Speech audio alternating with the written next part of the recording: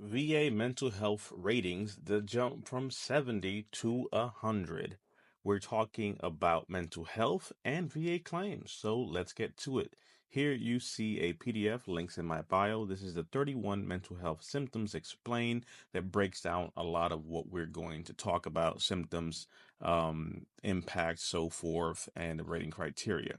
But we're going to jump over to the CFR just to be able to make some more key points here. We are over at the CFR Title 38, Chapter 1, Part 4, Subpart B, Mental Disorders, and we're looking at the general rating formula for mental health disorders. Now, the biggest thing to note here as I'm going to zoom in is the 70 and 100 bracket. Now, it's not impossible to go from 70 to 100. It's not impossible to go from 0 to 100. Many people do that. However, understand some key things. The very first one, at the 70 range, the entirety of all the symptoms there are looking at deficiencies in most areas, right?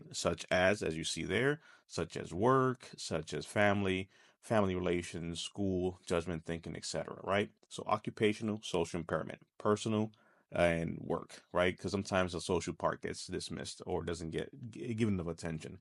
At the 100, though, off the bat, total occupational impairment and social impairment.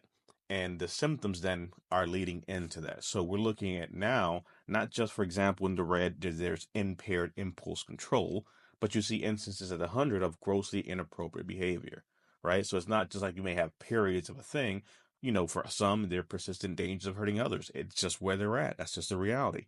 Or, for example, the second one you see there, neglect of personal hygiene at the 70, but at the 100, you see that there's an intermittent inability to perform daily activities of living, which also include minimal personal hygiene. So it's not just you let yourself go or you have a neglect of a thing. Now we're talking about, hey, this is now a completely devastated situation, right? You have the intermittent inability, periods of time where you cannot do daily activities of living, which include minimal personal hygiene. So now you go from not, caring how you look because of all the things you're dealing with to even having medical problems sometimes, for example, where the doctor's like, why do you have these issues? Just floss, just wash your feet, just get off the bed. Like, what are you doing? These are basic things that are causing all these other issues because you're now having the inability just to do basic things, periods of time where to the point, that's what happens there, right? Because again, at the 70, you see instances where there may be obsessional rituals which interfere with routine activities. But again, at the 100, there's an inability to perform basic activities of living. That's a different conversation. So you have to be able to give examples as to what that means, right? Again, another key point here is this doesn't mean you have to have every single symptom. This is the worst thing about the rating side of the house. This is symptoms such as, and sometimes I think vets lose sight of that. So, symptoms such as this, such as that. It is not an and or situation. This is not an and or situation. This is literally saying these are symptoms. So, do you have any of these? And for some veterans, you may have all of the 70 or most of the 70, but you then also have instances where there are things at the 100. If that's the case, argue those symptoms because this is where veterans fail.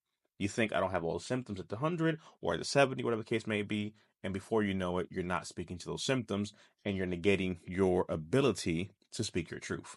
So the fact is, if you have symptoms at this range and you can give examples to these things, speak about it. But the problem is, you're going to have to open a Pandora's box and unpack things and talk about things that you may not want to talk about. You don't want to talk about those grossly inappropriate behaviors, the things that you're doing that some of you will take to your grave.